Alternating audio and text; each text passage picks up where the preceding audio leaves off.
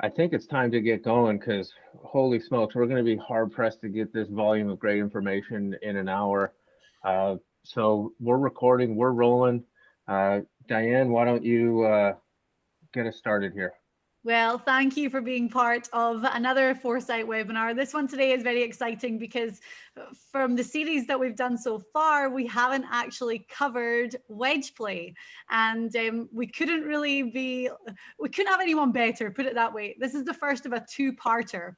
And we'll go into the second part in just a little while. That's coming next week. But we're calling this the art and science of wedge play. And it really is the perfect title because today we are covering the art side of things. And we are very, very happy to be joined by Layne Savoie, co-founder of Wedgecraft. So thank you for being here today. Thank you, Diane. Thank you, Liam. I'm excited to present. I've you've seen a little sneak peek here, ready to get started. But again, thank you for having both Rob and I. Rob will be next week. Yeah, so as you say, Dr. Rob Neal, who's the science guy, and you just said the perfect thing a little while ago. He's the smartest person that you've ever met in your whole entire life. So it's fantastic that you two get to join up and you've created this amazing data collective on wedges that we're going to talk about soon. But when we said the art and science, I think that's probably a good place to start. Tell us a little bit about Wedgecraft, your relationship with Rob, and the side that you specialize in.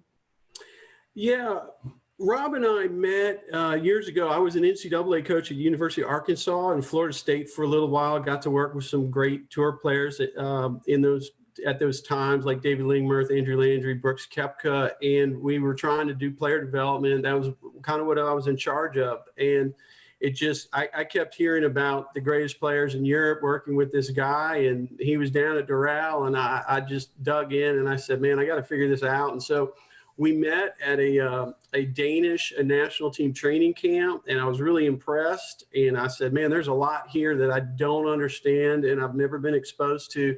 So I was drawn to it, and we progressed and we kept in touch. He came to Florida State, worked with the team, and then I got out of coaching and I got back into teaching. And I said, we got to do something together. There's a big opportunity in short game. I want to use 3D in a space that really hasn't been captured. It's wide open.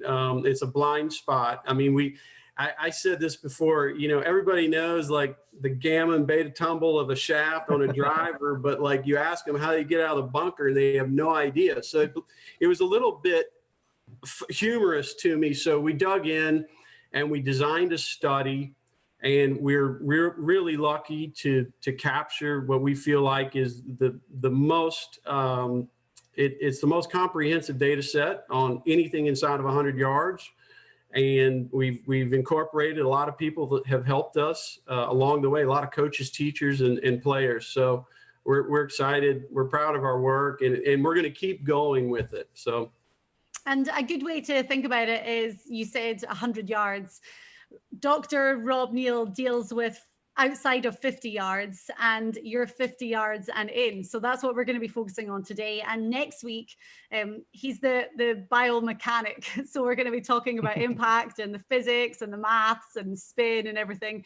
But today, and you and I ran through this earlier, and I'm so excited because it's the artistry of playing these wedge shots 50 feet and in. 50 yards, yes. 50 yards, sorry. Yeah. And we also talked about that. Yeah. And being so the European. The unique thing about inside 50 yards is nobody we tested in the thousands of golf shots we hit, nobody made a decision to open the club face really outside 50 yards. So there's kind of a breaking point where open face conditions stop, and then it becomes a very regulated, very controlled maneuver. As far as technique goes, it's very standardized on wedge play. And like I said, Doc's going to reveal our findings there and those formulas, but it's kind of wide open inside 50 because there's not a lot of power requirements. I mean, little kids can do this, old men can do it alike. And there's a lot of options usually on how to get the ball close to the hole. So you see a lot of variety, and people get confused by it. So what we've tried to do is give people a framework to follow and not get lost, and just say, take a step back and say, what's going on here, and let's think about this. And that's what we're going to do. And so much of it as well, and for anyone that's watching, you know, it's like getting out there and practicing being creative and putting yourself in situations and giving yourself different options, and yeah, being creative to try and come up with the best one. That's right. That's right. So, you know, I'm ready to get started. I know we got a lot of shots to look at and a lot of discussion, a lot of questions. So where do we go from here? We got Layne, we got the cover slide here of your PowerPoint up for everyone to see. So if you want to start rolling through that. Okay, so I'm going to give you a little bit of the backstory of what we've done. It was really important to us that we get a comprehensive data set with really high grade players, meaning that we didn't really want to have a tour player. We want a certain level of tour player. And so we try to get all the major championship winners, and we got close. We've got three majors represented here. We've got a world's #1, and we've got a gold medal winner. And so we're missing that elusive Open championship. So anybody listening, if they know a British Open winner would like to be involved, we'll show up with our equipment and we'll do this. We'll record their data. We'd love to have them. But this is a little cross-section of some of the players we've tested, and that's Duffner and Brett Rumford, who's an icon for the last 20 years for short game on the European PGAs, Australian, and then of course Graham McDowell and Justin Rose, Tom Kite, Weir, and Luke Donald there at the end. But all of them, it was the joy to work with them, and it was really revealing to kind of take a look and understand what their golf ball is doing. There's a lot of uniformity there, regardless of their age or grip type or equipment. The balls all started to converge, and there was a ton of similarity, which we didn't expect. I mean, we went into it objectively, but it was pretty awesome to see once you do the overlays and you see what's happening when they open the club face or square the club face. So what we did specifically is we got a player, and the architecture of our testing was basically the design of ShotLink. So ShotLink, as a lot of the teachers and players know, they divide things into different distance segments. So there's inside 10, inside 20, inside 30, and then there's inside 50, 75, and 100. So we decided to test those blocks. And so on a testing day, we would basically ask a player, I'm going to roll that fabulous former #1 in the world Englishman up there. We would ask them to hit shots a certain carry distance. And we tested them in square face condition, open face condition, fairway, rough, and bunker. Everything inside 30 yards, 5 shots per set. So that's a lot of shots with a lot of machines running. So we had radars running, high-speed cameras running, and 3D running all simultaneously. It was pretty exhaustive. They're like migraine days to you know, we got to pull it off, and we've got access to these players, and that's what was happening. So this image right here of video would then turn into like an avatar where we can measure with high degrees of accuracy 3 different planes of movement, all the rates and rotations and forces on the club and body, and then the radar of course would measure the ball. So it was important we measured the body, club, and ball and tied them all together in one particular shot, so we had a complete understanding of what happens. And if that wasn't enough, we decided we had some gaps in information, so we decided to try to locate some robots, and that's what brought us to the RNA at Kingsbarn, and that's a picture in the top right of the testing and research facility there. Dr. Steve Otto, who's the director of research and testing, was kind enough to, he liked what we did, and he got involved with us, and we designed about 3 different sets of tests that largely revolved around dynamic loft delivery and contact point on the face, and what kind of outcomes that had on the golf ball as you moved around and you change dynamic loft or you change impact locations. But that was very revealing also. So we took all the data, and in the end, we decided that we needed to, get some kind of framework. And so here's kind of the bones of the operation. And like I've said to you, this is not crazy terms or obscure ideas for golf. Everyone has largely seen these and are familiar with them. I think what we've done very nicely is we've connected the dots and made some strong correlations for these items. And so now we can start to understand three-dimensionally and other ways how all the shaft lean and face angles and contact points and speeds and how everything converges and is related. And so it was a little bit overwhelming. It was like an ocean of information, and you had ball data here and body data here and club data there and all these different distances. And it took me and Doc a while. I mean, we've been working at this for 7 years, but I finally came up with a thought. I said, Doc, this is like art. And I said, it's like looking at a beautiful painting. This is a palette. And I said, there's variety and there's color in each and every masterpiece. And I said, so each shot kind of has elements of art, because no two pitch shots are the same. And you have to have the ability to dial up and create these specific elements. So the color palette has to be right. You can't have too much red or blue or yellow. And that's why these things are colored in that fashion. So each shot, in our view, is almost like a mosaic.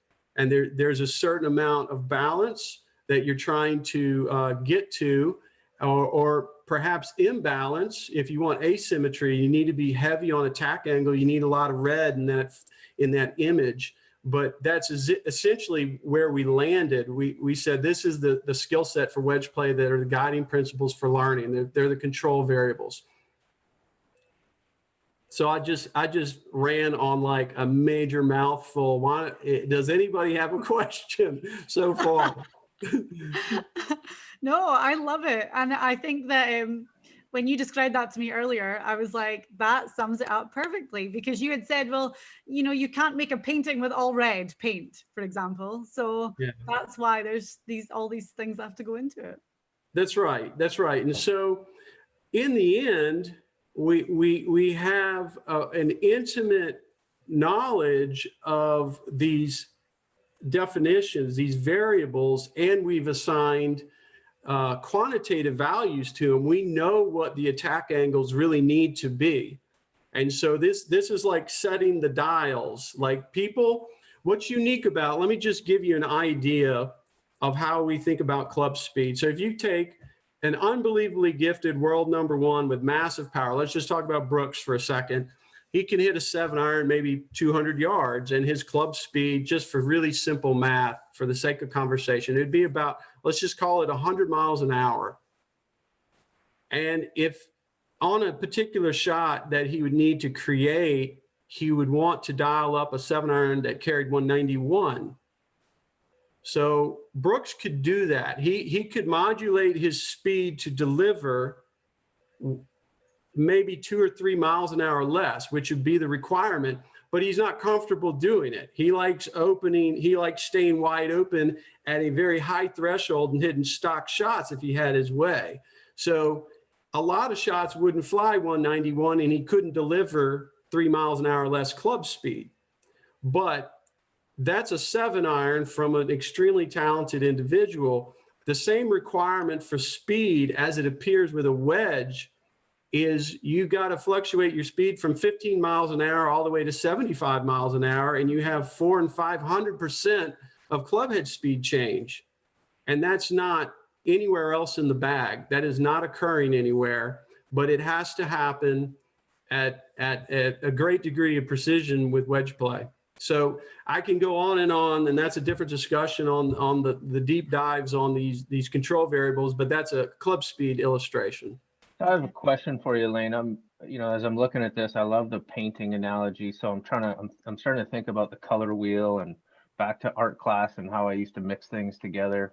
Any great player always has these functional matchups, but I'm wondering for the, golfers out there that are getting ready to go to short game range afterwards, and try and put some of these things to the test. I'm going to be seeing a couple people on here tonight, actually, looking at some of these names.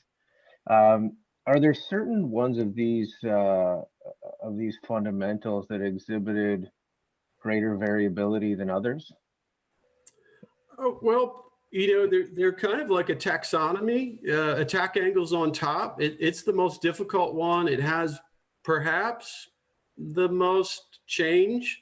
Okay. I don't know. Attack angles in degrees, clubhead speeds, and miles per hour. And so percent change, clubhead speed's hard to keep up with. But aside from that, as far as like the alignments at impact, not the force of impact, Right. attack angle is really difficult. It's hard to measure, Yeah. but we know how to do that, right? We know how to measure attack angle. Yep. And some items are better than other for measuring attack angle, but I think we found a good one. And it's hard for people to train that way. It's not everyone has a radar that can tell them what their attack angle is. It's hard. I think it's easy to be steep and create a steep attack angle, and it's hard to. It's easy to create a super shallow one, but it's hard to feel the differences or what you're doing to create that middle zone. And there's a big middle zone. I mean, you're having attack angles from about -1 to probably realistically -20, 25 on any particular terrible lie in the rough at wing foot. So yeah, that's a big requirement. And that's not necessarily the case with face angle and club path. So I would, your shaft lean's only going to change in the neighborhood of less than 20, but attack angle is big. Yeah. Okay. No, that's good. That's I was thinking down those lines, but wanted to have confirmation before I volunteered any opinions, because I do find that's when I feel like some of the great players, I've had fortunate opportunity to spend a bit of time with people on your last slide, and two of them in particular I find have done such an unbelievable job of controlling angle of attack and contact point. It's just fun to follow those guys around the golf course. It is like the precision is incredible. It's surgical. I tell people it's like they're brain surgeons, the way they use the club. And so kind of moving along through this process, we came up, we had stuff come at us where we had big ideas, and it drove me crazy. Like, I don't know what stops the ball around the green, and I couldn't figure it out. And so I had to take a step back and kind of recalibrate, what's going to be the right approach here for me to figure this out. And so we got with a physicist in Australia that Doc knew, named Rod Cross, and he's like the world expert in oblique strikes. And so he's the type of guy that like Wimbledon hires and says, where did that ball hit the tennis court relative to that line at that speed? And what kind of softwares can you develop that can support that? And so he's really good at collisions of flat surfaces and round surfaces. And he has done some work in golf, but he was really intrigued by what we were asking him, like what stopped the ball on the green. And so we had some big discoveries there as it pertains to stopping power. That's just a phrase we use, but some things emerge. And so you have kind of three different zones of stopping power. We see that you have to have the ability to have a steep land angle inside 20 yards. Even though your spin per yard is highest, your spin ratio is highest, you have to have the ability to do a steep land angle, because even though the ball is spinning per yard higher, the land angle is so shallow with a square face that the tour greens won't stop the ball. And so tour players have to be a master at open face conditions. And then you say, well, open face conditions gets to be somewhat high risk at some point, right? Like, you don't want to be hitting 35-yard flop shots. You've been working with too many good players if you're calling it somewhat high risk, Layne. Yeah.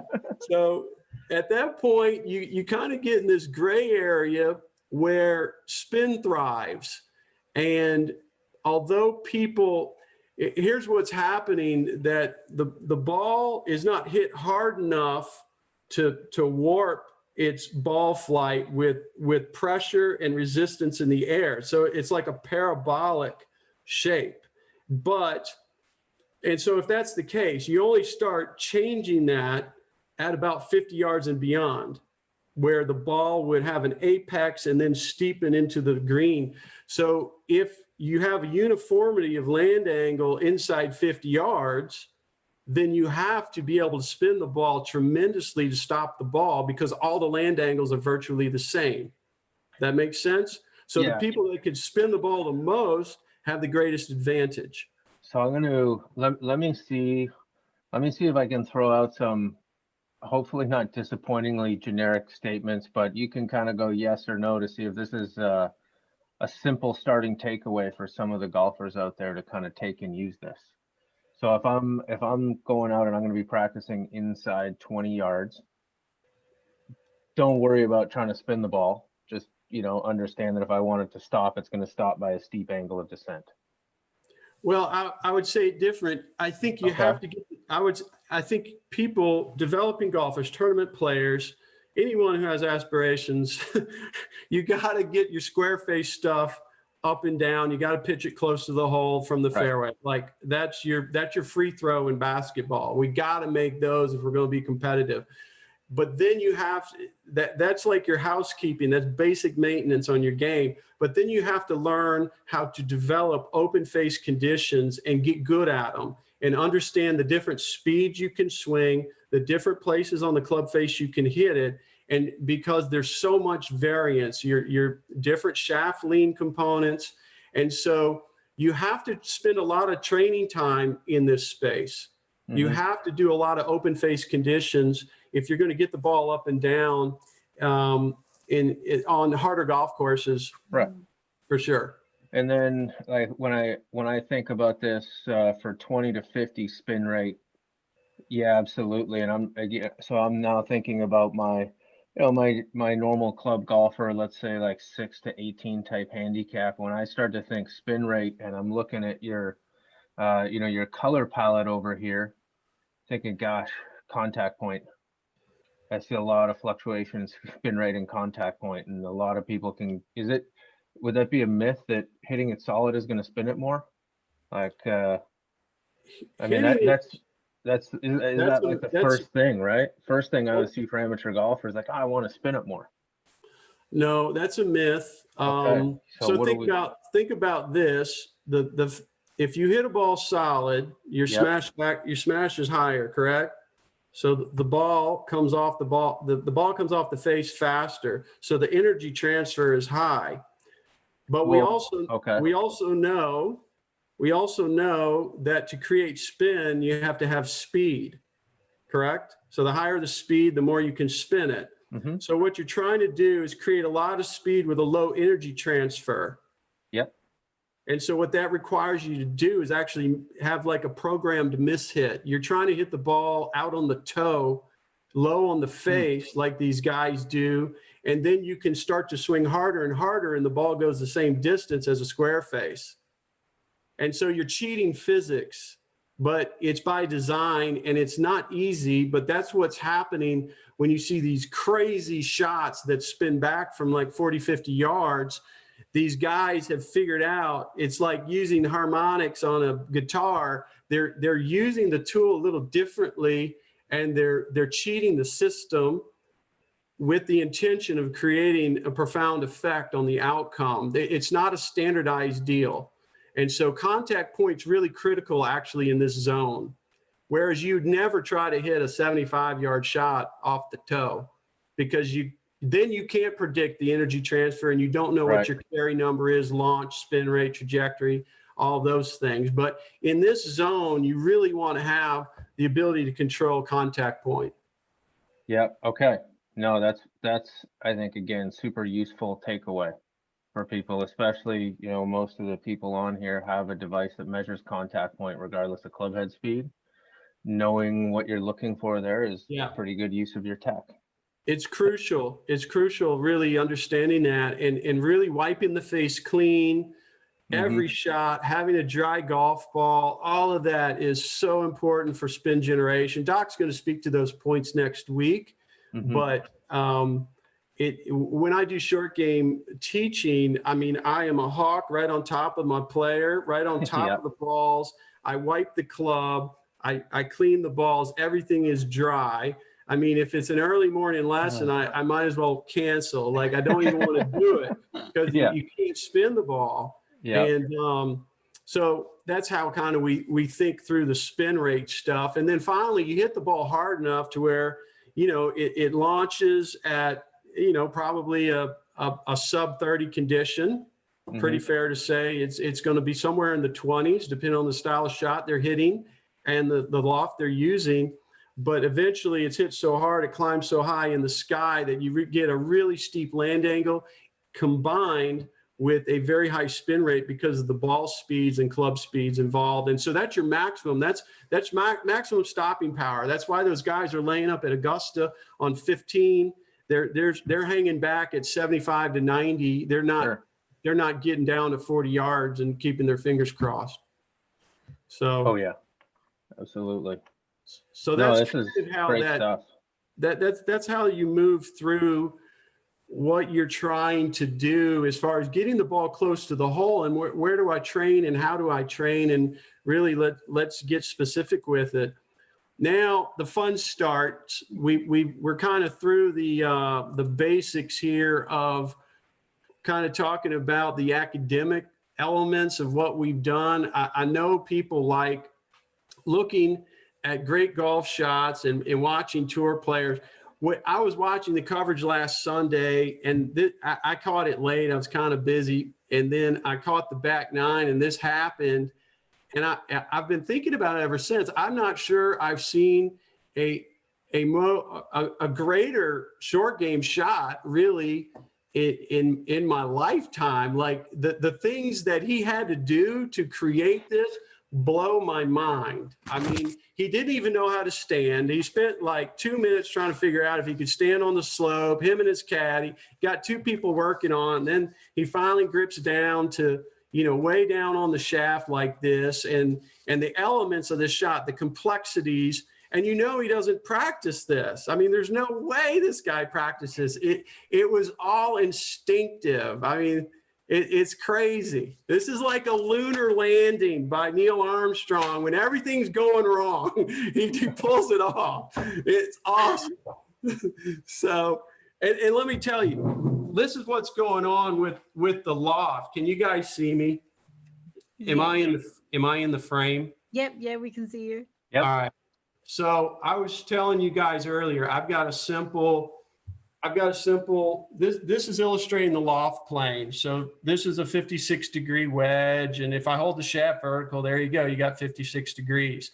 Now to aim loft, when your loft is, or the ball is about chest high, you choke down the shaft like that. Let's just say I'm aiming at this white stripe on my wall between the windows, okay? Here's what's happened. If I hold the shaft neutral and I'm like this at address, which is probably a common starting point to hit a pitch shot, that club face is pointed like 30 to 45 degrees left of the target. So he has to turn like so. I've pivoted my body, which he's done. Look at where he's aimed right now. And you have to be comfortable pitching the ball what appears to be like 50 feet right of the pin. And he knew that. Like, he understands that. That's the brilliance of it.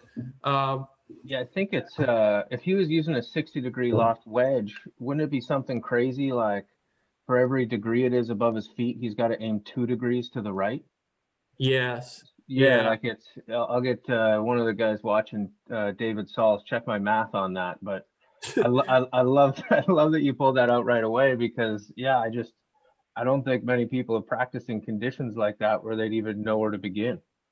I just think it reflects his complete understanding of how to aim loft. And he disassociates the grooves from where they're directed or his body line. He, like Savoie or anybody else who's ultra creative, he just understands he's got to aim the loft in the right direction where I want the ball to go, and that's the law. So it's a super fine illustration. I mean, insane stuff from Matt Wolff right there. I was pulling so hard for him to make that putt. But I mean, think about it. He's trying to win his first major. He's one shot back the lead on the back nine, and he does this. I mean, that's profound. That's like an athlete in the flow, as they say, right? Have you since tried to replicate that shot, or at least give it a go? No, I'd have to go to wing foot. I don't know where I can do that in Birmingham. So, all right. So moving along, we've got, I want you to just kind of watch this for a second. The reason why I picked this out is because both of these balls are going really short distances, okay, in the air. Let's just think about this for a second. The one on the left maybe goes 10 yards. The one on the right actually goes shorter. It might go 6 or 8 yards, but they're in our category of inside 10. ShotLink would have them inside 10 yards on carry distance, okay?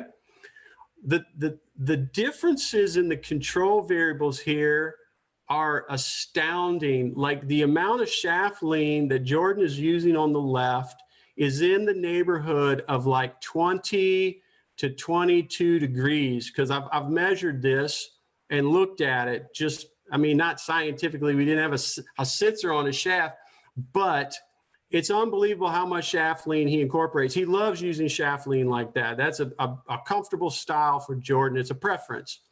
But then on the other hand, oh, and last thing on the left is his club speed's probably in the neighborhood of 15 miles an hour because he's got so little loft. He doesn't have to swing hard to make the ball go, right? Now on the right frame, that's one of the most insane shots I've ever seen. And he's probably got club head speed in the neighborhood. Doc Neal thinks it's 60 miles an hour. I'm afraid to say that. I'm going to say 50. Okay, but either way, he's got about 300, at least a 300% change in club head speed, and the balls are going approximately the same distance in the air. But they have drastically different ball behavior, launch angles. And so you say, what's going on, and how do I even follow this? And I said, you know, you got to go back to the control variables, and you can dial it up systematically, one control variable at a time. You can do the inputs and you can create the formula that replicates these shots. And it's, you know, we're all familiar with Homer Kelly, Liam? I gonna guess not. See, I guess Homer Kelly penned the golf machine. For those of you out there that don't know, it would, it's a late 50s. Probably. I think late 50s, you know, regarded for years as kind of the, would you say maybe the blueprint for matchups within the golf swing? Yeah, that's probably right. And so people immediately took that as very, very difficult. I can't read it, I can't follow it, I can't understand it, etc. Yeah. But he always responded, well, complexity is better than mystery. And so all I'm trying to say is I'm giving you guys a blueprint. By no means do I think the control variables are easy, but if you follow the control variables, there's strong messaging, you can create these shots and you can learn them and you can teach them to your students. So that's kind of the take home there, why I pulled this up.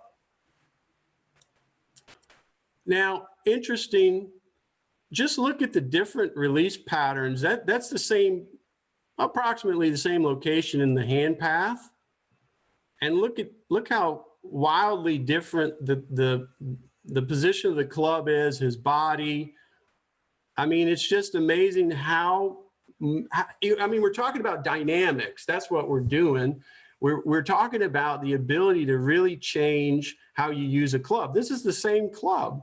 That's what's amazing. You don't have to do that with any other club, but wedges, you have to be able to have a huge range. And if you don't, you're going to paint yourself in the corner and you're only going to have a low pitch shot and you can't get stuff up and down, or vice versa. If you're only steep, it only works like 20% of the time. And so you're not a good short game player. And so the guys that thrive in all the conditions week after week after week, they can manipulate those dynamics. They can go up and down and they adapt to each shot and the requirements.